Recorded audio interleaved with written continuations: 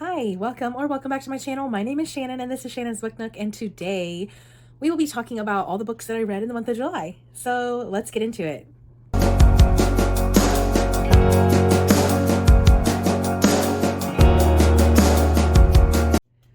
So every month I love to start my wrap up with a bit of a nerdy, geeky stat check-in. So, let's talk about how many books I read and the formats and all that fun stuff.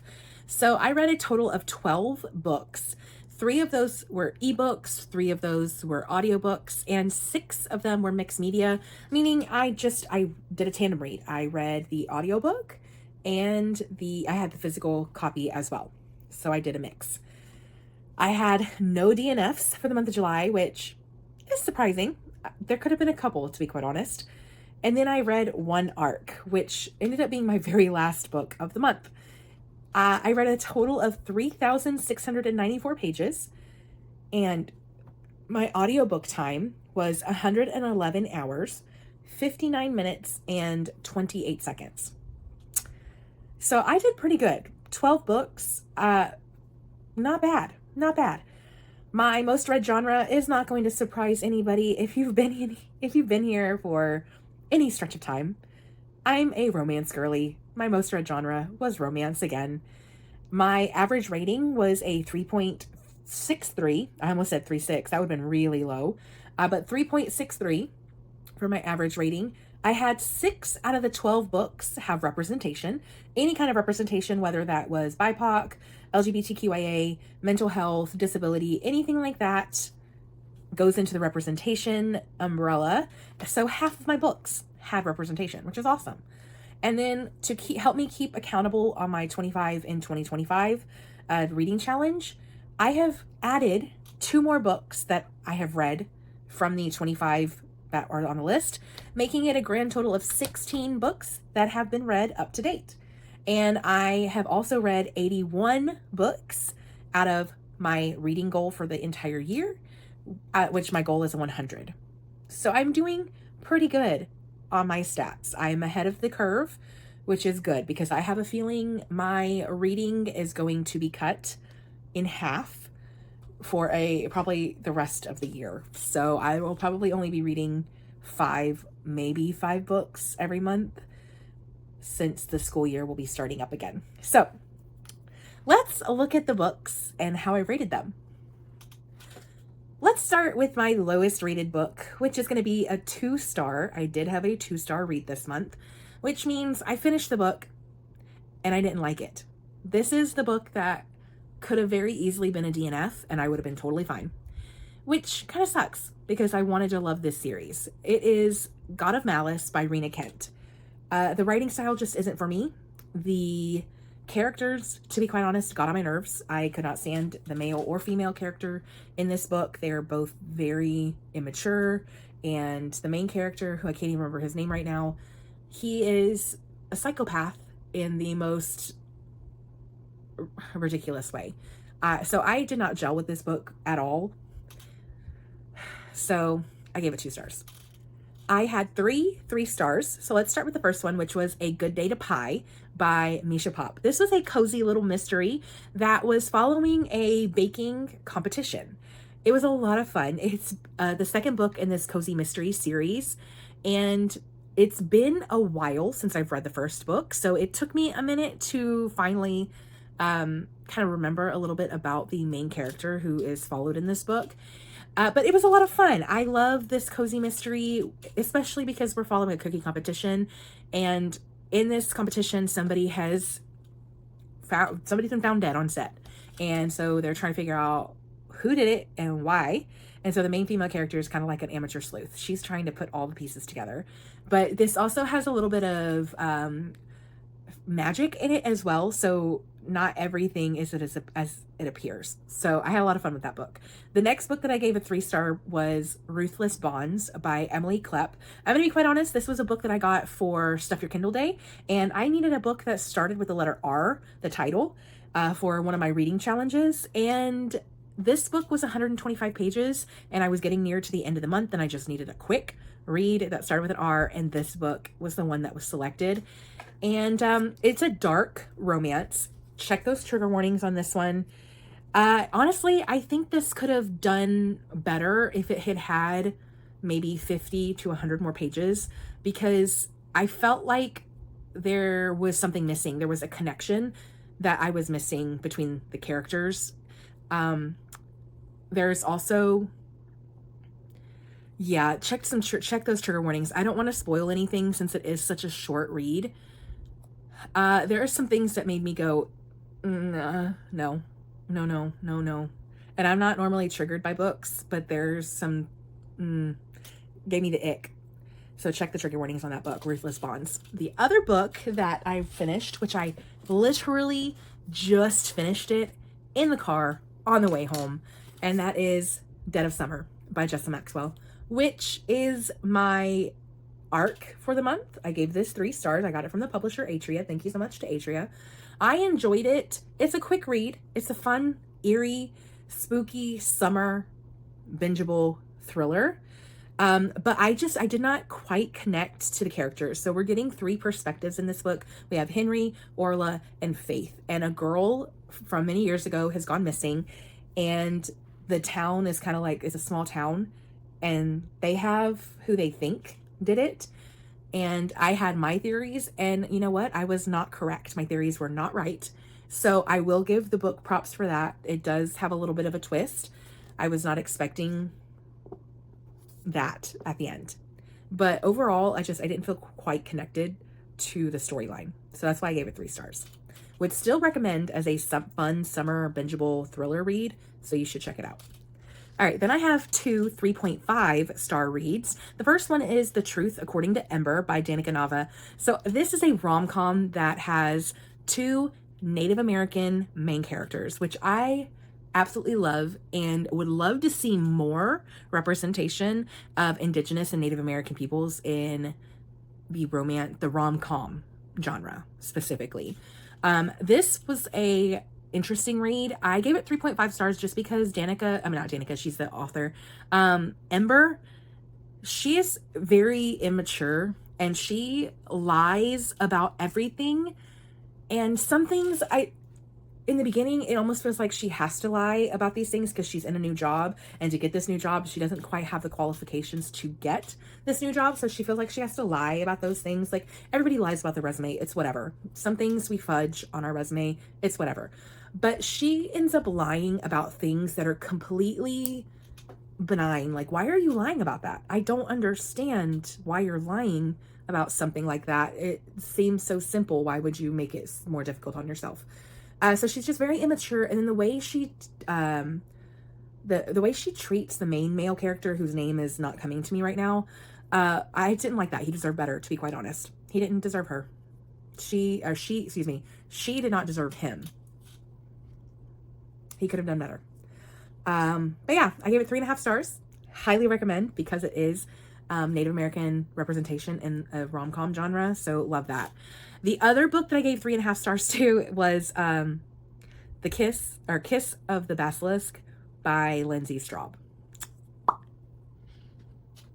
Yeah, I read it. Completely unhinged. But you know what? You can't really take the smexy scenes out. I mean, you could probably dial it back a little bit, but the plot pretty much centers around that. But you know what? Some of the other elements outside of that were actually really interesting. And the whole dynamic between the basilisk and the humans, and the way that the humans are having the basilisks train the ladies who are up for marriage to the prince. It was interesting. It's 519 pages. And it's interesting. I'm not mad that I read it, because now I know what everybody is talking about. I had a lot of FOMO when it came to this book, which is why I picked it up in the month of July. It's unhinged, y'all. There are some things. Will I be reading book 2? Yeah. Next up are my 4 stars. I had 3 of them. So the first 4 star I had was Bourbon and Proof by Victoria Wilder. So this is the third book and the final book in the Bourbon Boys series by Victoria Wilder. This follows the oldest brother, Ace or Atticus Fox. And we also have Hadley. So if you read the series in order, you have seen both of these characters and you know that they don't have history as in like romantic history, but there is definitely some tension there. There is some banter for sure. Hadley very obviously has a crush on Atticus. And Atticus is very standoffish. There's a little bit of an age gap. It was cute. I was really hoping to love it more than I actually did, which means that Bourbon and Secrets, which was Lincoln and Faye's book, was my absolute favorite out of this series. I loved that second book so much, but I loved each of the Bourbon Boys for different reasons. I loved each of the books for different reasons, but my favorite was definitely the second one. Then I read Ignite by Melanie Harlow. This is a single dad nanny romance. So we have the main character whose main female character is Winnie, and the main male character is Dex. Dex is an ex-military, but he is now a firefighter, I believe. He's a first responder, and he has two girls, and he wants to spend more time with them now that he is he's no longer serving. He's retired from the military. He really wants to spend more time with his girls, but when Winnie unintentionally becomes like a little bit of a nanny, she's the neighbor next door who catches the eye. He sees her and is like, she's too young, don't even do it. Like, so there's another age gap. So single dad, age gap, small town, first responder representation. So yeah, this book was fun. Now I will say Dex made me mad several times. He's very emotionally distant. He's emotionally unintelligent, I guess you could say, and very immature for his age. So yeah, he made me mad a couple of times. And Winnie sometimes could definitely be seen as like, you can see her age. She's very young. So there were some things in the book that I didn't really like, but overall I had a really good time with Ignite. Then I read this, Shadow and Storms by Helen Schwera. This is book 4, the final book in the Legends of Thesmar series. Oh my gosh. Okay. I obviously can't tell you too much. I was a little disappointed. I was a little disappointed. I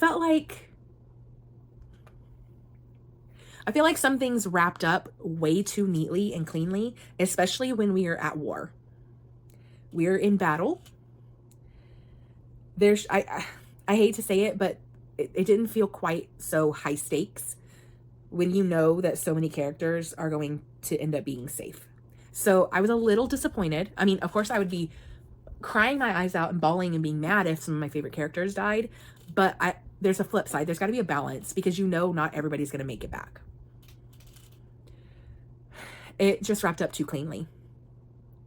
But I will say, I am excited for Iron and Embers, which is, I think, book 1 in the Ashes of Thesmar series, which follows the sister, Ren, and her guy, which you will know in book 3 and 4 who that is. I'm excited. Next up, we have the 4.25 star rated books. I have 2 of them. The first one was my book club pick, which was Quicksilver by Callie Hart.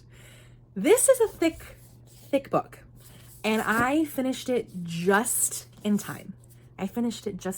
For our book retreat, which, if you want to see a video of what the book retreat kind of looks like, I do have a video on that, so go back and watch that. But I had a good time with this book. I really loved, Saris and Kingfisher. The end of this book had my jaw on the floor. Okay, I was shocked. And I would say the last 100, 200 pages were just so fast. There was so much happening, so much action, that I was like, oh my gosh. Where do I look? So good. I cannot wait for Brimstone to come out later this year. Chef's kiss. The other book that I gave 4.25 stars to was Till Summer Do Us Part by Megan Quinn. This was a cute funny, hilarious rom-com. Okay. I literally finished this like a couple days ago and I can't even remember the characters' names. If that tells you anything, like it's almost like as soon as I close the book, it goes poof. I have to write my reviews as soon as I finish the book, or I will be like, what did I read? I hope I'm not alone in that. Anyways, we have Scotty, who is the main female character, and Wilder. The only reason I remember that is because his name is another character name in Shadow and Storms. So that's the only reason I remember. But Scotty works at a company that puts a lot of emphasis on marriage. And the Brads and the Chads of the company are kind of giving her a hard time because they don't believe that she's actually married. Well, the thing is, she's not. She's not married. She's actually divorced. And when they kind of call her out, she says, well, the reason I didn't want to bring it up is because my marriage is on the rocks. Well, then she gets roped into seeing her boss's husband, who's a therapist. And she's like, go see him, get some help, get your marriage in order, figure it out with your husband. She doesn't have a husband. So she ends up roping her best friend's brother, who is very cute, into playing the part of her husband. Of course, feelings come into play. I'm flipping through the book because this edition, which I really like the stenciled and colored edges, but it also has character art in the book. So that would be Scotty. So then not only do they end up going to a therapy session, they end up getting roped into a kind of like a summer camp, but a marriage camp. 8 days. And the Brads and Chads of the office and her boss and their boss's husband are going to be at this camp with their spouses. Okay. Yeah. So this was a funny, hilarious, good time. But I also love that Scotty is actually dealing with some things that she experienced from her previous relationship. Love these two together. P.S. He's pierced. You're welcome.